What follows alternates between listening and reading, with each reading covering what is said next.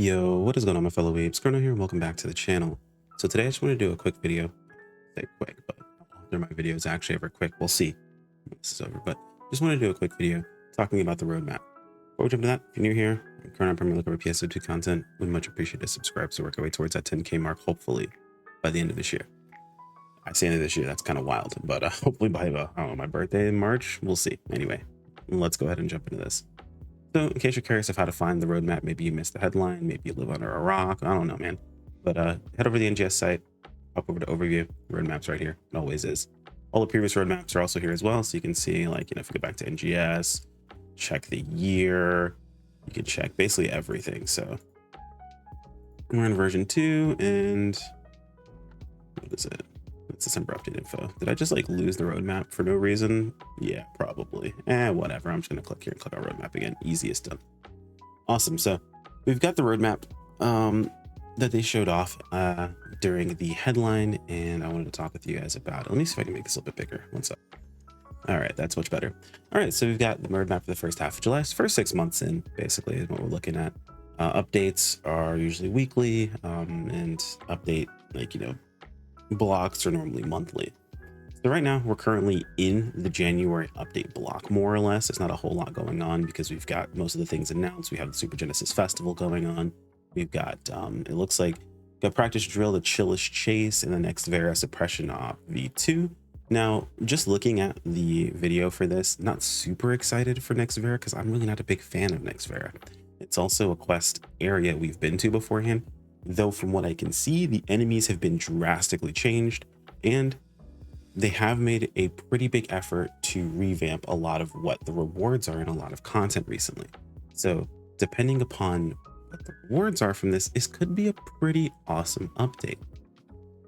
Don't know. Cautiously optimistic.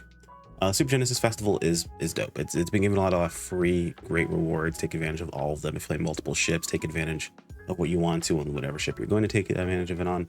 So it's been pretty solid. And then the New Year's 2024 and Winter 2024, for me personally, is a little bit less fun because of how bad the actual event weapons are. The event weapons used to cause like this sort of surge of damage you would have, and like this power trip you can go on during events. That was super fun for me. And it didn't require a lot of investments. You can even do this on like alts and things like that. And even newer players, we were able to show them, how to build their weapons, and they could be just as strong, in some cases stronger than other players that have been playing. So it's super cool. Unfortunately, that's not the case. The current event weapon, for some reason, SEGA has decided to nerf the event weapons, which really sucks. I can see they were trying to do like kind of a reinitialization of how the event augment works, but it's just drastically weaker, and I don't understand why. That all being said, it does kick a little bit of fun for me, but that's not to say that the event itself is bad. There's a lot of really great things in that event and in the event shop, so I definitely recommend taking advantage of everything you can from the event shop. It's just you can probably skip the weapons. We have the 7 Deadly Sins collab. It is still a bit of a crime that we did not get I think it was Merlin and Bond's outfits that everyone really wanted, but it still look all right. I think Meliodas kind of looks bad though. The character design kind of looks bad, but that's just me personally. Everything else looks fine. So, and it has a lot of other great things in it, the vital gauges, so on and so forth. So quality collab scratch. Moving into January, this is January, February, March. So we've got spring 2024. That'll be a month somewhere in between all of these. So we've got additional high rank in Kavaris. We expect these. So I don't know if people just have not played Phantasy Star games ever in their lives, but there's this thing where people get upset when they increase the rank of mission types and things like that. And then we talk about how amazing base PSO2. This is literally textbook since PSOBB, I want to say, is new ranks, increased enemies, drops brought up to that sort of level. So like this is what I expect at this point. It's like having a new expansion for a game come out and having to do the intro story stuff that is kind of lame, but like you do it anyway because it's going to be there, right? Like this is just the standard of what you end up dealing with. So this is the bare minimum. Story quest, I'm hoping the story goes in a bit of a better route. The way they're telling the story is better, but the story itself has been a little bit lame, so we'll see how that goes. Dual Quest Phase 4, they delayed this. This is probably going to be like in March is my guess. They delayed this from December because the response was that these were coming out too quickly.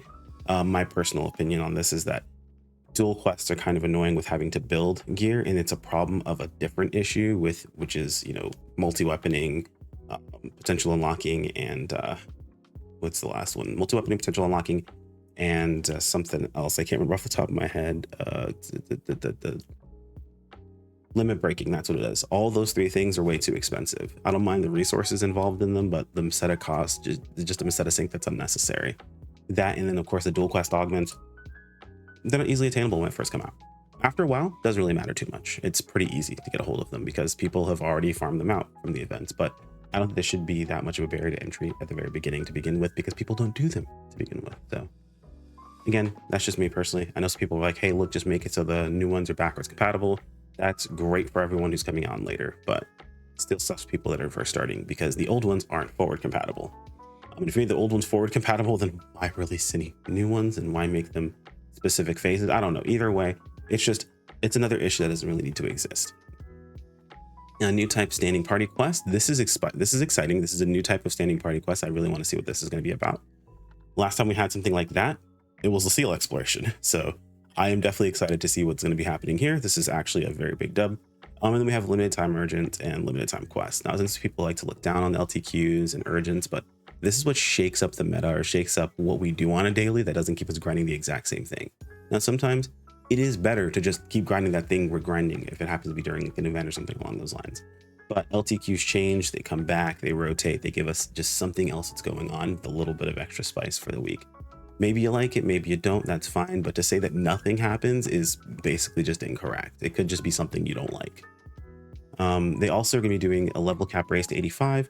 This means a lot less nowadays because we don't get like skills and skill points, things like that. They're not scaling us insanely through the roof like has happened in previous games. And we also didn't even get that much extra damage. So the level 85 cap doesn't really feel like a lot's changing there, unfortunately, because of that. So I'd like to see that, you know, maybe moved into something else that matters a bit more. And then we're seeing Ranger and Gunner expansion. Now this is interesting because the wording they tend to use in these situations matters. When Bouncer's renewal got announced, it was announced as a renewal, not a revamp, where things were brought back from previous and obvious design choices that existed in base PSO2 were brought into the game in the NGS during this renewal. Now they're choosing Gunner and Ranger expansion, not renewal. So to me, that's building on what they already have.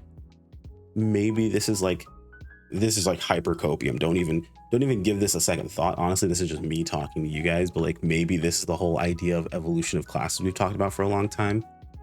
And funny enough, they're putting Gunner and Ranger together. And I've always talked about the fact that a lot of them, they have this crossover and sharing weapons and how the tree should be changed and things like that I talked with Helvian during the interviews. So cool to see that that's coming along.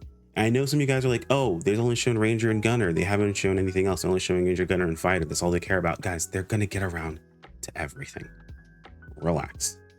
I know it sucks having to wait for your class. However, some of us existed waiting for our class to even release in the game itself. Pushing everything out all at once and having it be broken and stupid, I would much rather them wait and release things, you know, in pieces. That way we can offer feedback and get them to fix some of these problems before everything gets thrown out at one time. The big issue in that situation. It sucks. I get it. You don't need to act like you're being completely ignored. I highly doubt you guys are being ignored. If anything, the classes that need the most help should be the ones that are last because they need to cook the longest. Like, absolutely need to cook the longest. I want to know what Gunner expansion is before I see a change for any specific classes. So give it some time. We'll get there. Kavara's theme add, we expected this. New build parts, expect this, of course. And build parts out ported from PSO2, always expected. The Nichisanji collaboration part 2, did not see that coming. I have seen some people that are like, oh, I don't know who this is, but like, imagine being a VTuber and getting to be in a video game and a bunch of the fans of the game's like, I don't know who you are. Like, that's pretty lame. Maybe be a bit nicer, dude. It's if it's not your thing, that's cool, man. Move on. Totally fine. April, May, we have 3rd anniversary. We have Lucille Exploration expansion. Awesome. So more to Lucille Exploration. Last time we saw Lucille Exploration, it was like not expansion. I want to say it was something else. Let me see if I can pull it back up. One sec. All right. So I couldn't directly find it. From what I remember specifically, previously it said Lucille Exploration new bosses, not expansion. So maybe it's just new bosses. maybe it's something completely different. I'm actually pretty excited to find out what's going to happen with Seal Exploration, as it's been some of the most well-received content in the game. Maybe there's a new weapon coming out for all of you guys who are super upset about your verse melts being outdated. Hey, maybe you wait until Seal Exploration comes out and there's this new weapon you can work towards. That might be the weapon for you specifically. Fingers crossed you guys get what you're looking for. Ultra high difficulty expansion, or ultra high difficulty standing party quest. Last time we got one of those, it was Solus, and last time we got one of those was MDFA, or Malevolent Dark Falls Aegis. Before that was Solus. So this boss looks kind of cool. We'll have to see what he's all about, but yeah, I'm excited to see that. Battledia Purple added. Now, they did mention that they're going to be doing something different with Battledia Purples, but I don't think this is what they were referring to specifically. They mentioned that, Battledia Purples might be done a bit differently. They could be meaning this, right? Like it could have been this specifically, but it might also just be a new Battledia Purples being added in general. A limited time urgent quest and limited time quests in general. Again, shake up the time, shake up the meta, have something new going on, so on and so forth. You can have your feels that you have about LTQs, things like that, but just do your daily. A lot of times it's actually just worth running at least once. Tech Arts customization expansion will likely see the other PAs get some changes. Hopefully some classes see some more interesting changes. I know some classes got some very boring Tech Arts customizations, but they were very useful, while other classes got some game-changing ones and some that actually just don't even work right now. So fingers crossed those bugs get taken care of. On top of that, fingers crossed that the new Tech Arts customization provides you guys some added needed change to your PAs that you're looking to see. And again, I'm in the boat of please use Tech Arts customization instead of adding a bunch of PAs. Palette space already sucks as it is for a lot of different classes, and I can tell you a PA that would make sense to add for a lot of classes in the first place without just completely invalidating the use of other PAs or just being completely useless. You wouldn't press the button at all. So a lot of classes are in a position where you have all the PAs you realistically need. Having them change or do something a little bit different or having me able to adjust them, I feel like it's going to be a much better choice overall. So fingers crossed that goes well. Build parts ported from PSO2. We already know about that. So that's, again, expected. Anime based on a shonen manga. Like shonen. So we'll have to see what they decide to go with. And games from other companies. So these are just collab scratches. Again, people have this mindset about scratches taking away from development time, so on and so forth. This is just how you keep the lights on when it comes down to PSO2 or these scratches. So hopefully we see some cool things, right? And if you don't want to spend your money on it, don't. Save your money. Make money in game. Buy it off the people that do scratch. That's the benefit. That's the nice part about this, is that the whales supplement the free-to-players. Not always the best relationship, but hey, it does work out in our benefit if you're trying to trying to keep ahead of the game, if you will. And then going into June, July, this is the one I'm most excited for. There's the 12th anniversary for PSO2, along with the new field, which looks insane. I'm actually gonna pull it up, so hang on one sec. All right, it took me a second to find this video. I hope you guys enjoy it. This is of the new zone itself. So a few things stick out immediately, right? So, and I know some people have mentioned like, oh, this is this is that, this is Tokyo. First off, this is not Tokyo. I thought Tokyo at first as well, because that's the first city zone that I think of when I think of PSO2. But let me show you something. So if you've ever seen this page on the official website, if you pop into community and jump over to the fan kit, there's actually a section that is fonts. In the fonts, you can see two fonts. You've got PSO2 New Genesis font, and you have PSO2 font. These characters look a little familiar to you. I don't think that's done mistakenly. I'm pretty sure this is done on purpose. The reason I say that's done on purpose is quite literally, even the weird like level in Sonic Frontiers that had some text on some of the signs in the level itself, one of the virtual levels, can't remember exactly which one it was off the top of my head, had NGS font in it.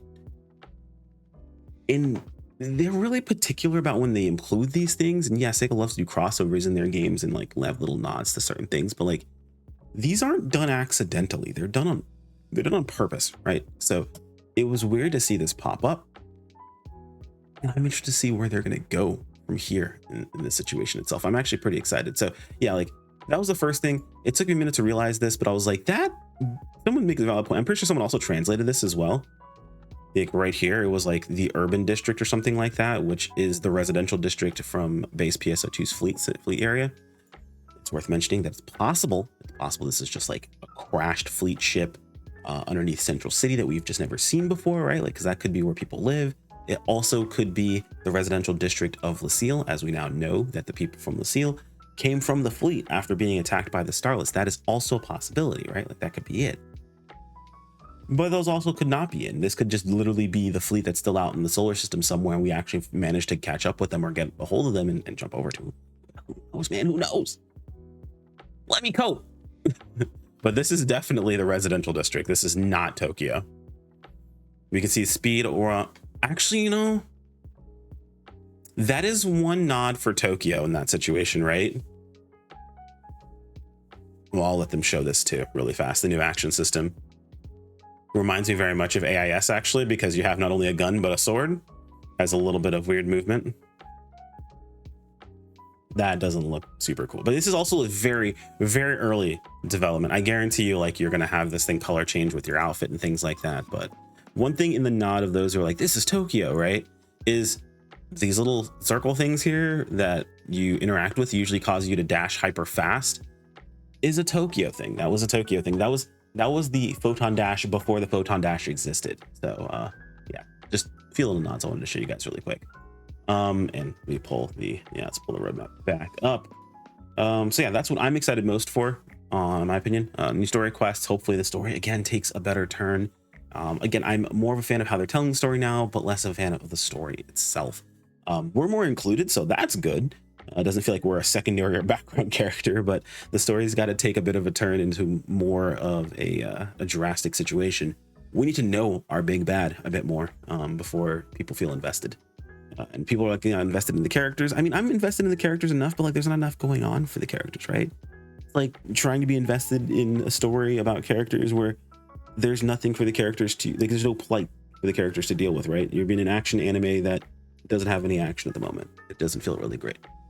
Dual Quest Phase 5. Again, we've talked about why you should do dual quest, but I mean, cool. Phase 5 dual quest. I don't know which one's which when we look at this, but we see two things here, right? Like, what is this all about? And then 4 LTQs. So cool thing. New action system. That was the AIS bot looking thing that we saw. Fighter expansion. So fighters, awesome. You guys haven't really been kind of ignored for a while, so I think that's a good thing to see fighters expansion. I'm really see what expansion actually means, right? We have Lucille exploration expansion, gunner expansion, fighter expansion. I'm curious to see what these things mean, right? So, and I honestly think there's a reason why we saw the bouncer renewal before we're seeing these here. I feel like these were already an idea. Like, these were already designed to come out as these expansions, but before doing that, they wanted to do the renewal on bouncer. So interested to see how things change. Fingers crossed it goes well with these expansions. So we'll see.